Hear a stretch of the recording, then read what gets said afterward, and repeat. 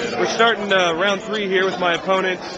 Say your name? Casey Clements. Casey Clements. Where are you from, Casey? I'm from Houston. From Houston. I'm with L2. He's with Leadership 2. So we're playing Orcs and Goblins today. He's got a bunch of units of Goblin Wolf Riders, a bunch of Squig Hoppers. Looks like some Goblin Spider Riders, Boar Boys.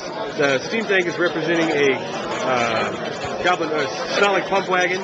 Looks like he has a second one, and he's got a couple of Wizards, and an Angry Orc Boss, and some Night Goblins way over there on the hill. So we'll come back here in deployment. He's deployed in a nice long fast cap line, and I've deployed in kind of a clump formation to try and counter it. So we'll see what happens in turn 1. All right, we're here at the bottom of the first turn. He had a little bit of animosity. He moved up pretty heavily. One of his unit of Squig Hoppers only moved to the edge of the forest. And his Savage Orcs just kind of squabbled on the end. My Pterodons wiped out a unit of his Fast Cav over on the left. The Pterodons wiped out a unit of the Fast Cav on the right. And all my shooting wiped out another unit of Fast Cav in the middle. We had a wild and crazy turn 2. His level 4 cast, or level 2. No, level 4. Level 4 cast, Warpath, and it bounced on a few of my units for virtually nothing, and then I got to bounce it onto his level 4 and killed him. Over in my turn, my Slan miscast for the first time in the tournament and killed himself, taking 10 Temple Guard and putting a wound on the BSB. So things are totally out of whack now. Alright, see you at the top. Alright, here in turn 3, we had some more magic going off. Steganons made their presence felt. The BSB charged out and killed some Spider Riders and made one of his guys run off the field. The War Boys over on the edge continued to squabble, and my Pterodons were finally finished off. He charged my other Pterodons over here on the left-hand side with a Wolf Chariot. They didn't get away, so they're dead now. So we'll see what happens. Here at the end of turn 4, my Priest died to the real bottom of turn 4. My Priest died to the Squig Hoppers, which is utter horseshit. Now they're in the back of my Temple Guards. My BSB used his magic to fly into that one, killed the champion, but only held. Did a wound to both the Chariot and the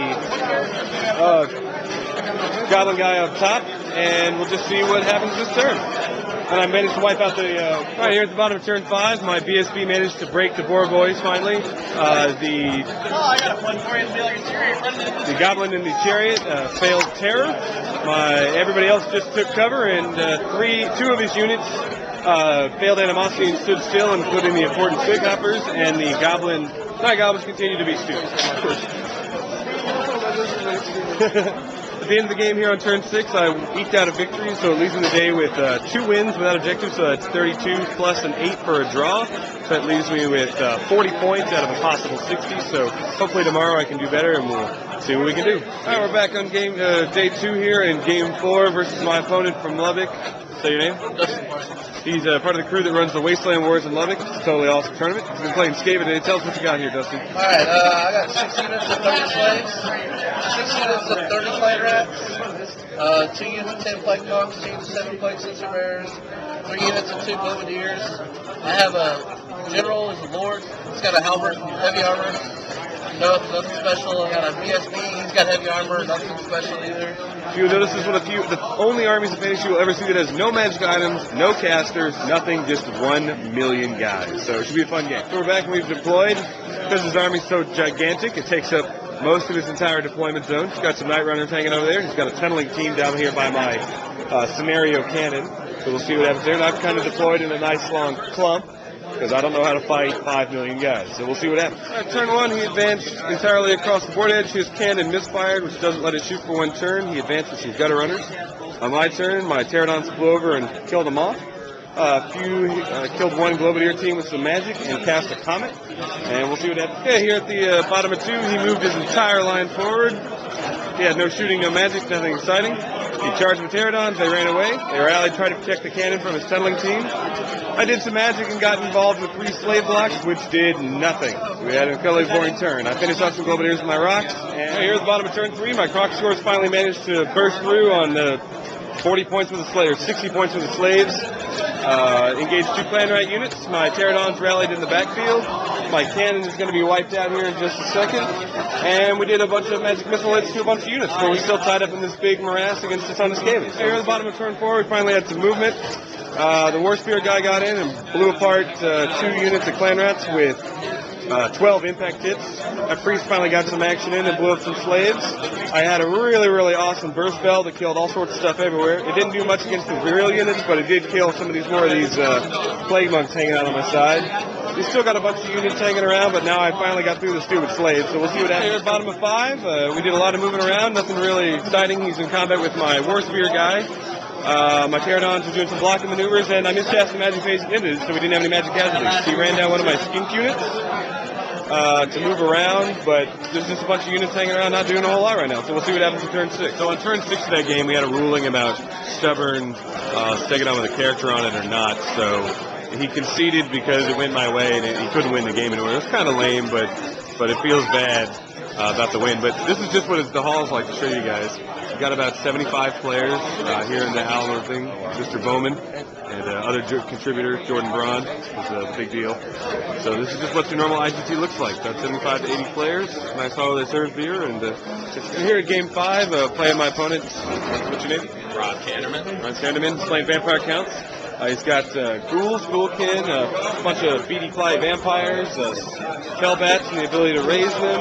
He's got a bunch of dogs that are spiders in this game, and skeletons that are ranked up, a couple of wraiths, and a black coach.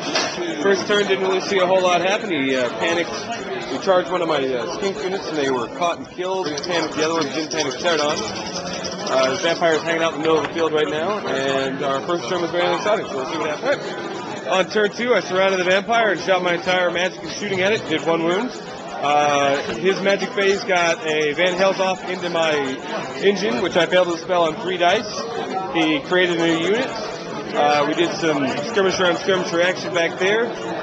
In the close combat phase, his wraith killed my priest, but I held, and everything else just kind of held around. My pterodons fled from a charge and are now stuck here on the table edge. Vampire forced the Croxford to flee off the table to keep her nearby, and now we're going to, here at the bottom of turn 3, my pterodons were chased off successfully by the fellbats. The Vampire Lord and the Wraith were in combat with my engine, which was screamed to death. My other pterodons died to the Black Coach. The dogs and the skinks are fighting. The other unit of bats and the skinks are fighting. And he miscast, and I got cast the first spell, which killed some stuff and put some wounds here around, but hasn't really done a whole lot else after that. We'll see what happens. Right here at the bottom of turn 5, my Temple Guard managed to get through the skeletons.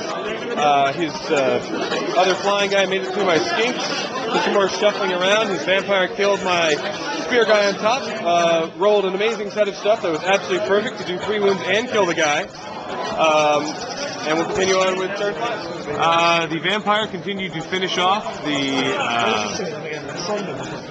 Stegadon on my turn, and then in the coach charged into the side of my Temple Guard. I failed another 2 dice roll of stopping at 5 to help keep him from healing his necromancer. Then I finished moving off skins over here to his bats. I finished off one of the units. On the charges, 2 things killed off 9 guys. So we'll see what happens. So I'm back here at the game store after the tournament. I know I didn't wrap up all the games, but end of the day, 3-1-1, 3 wins, 1 loss, and 1 draw. I drew the ogre guy. I beat the wood elf guy, beat the orc and goblin guy, and lost to the undead guy at the end. It was pretty sad. He had some pretty amazing rolls, which I'm sure you saw in the video.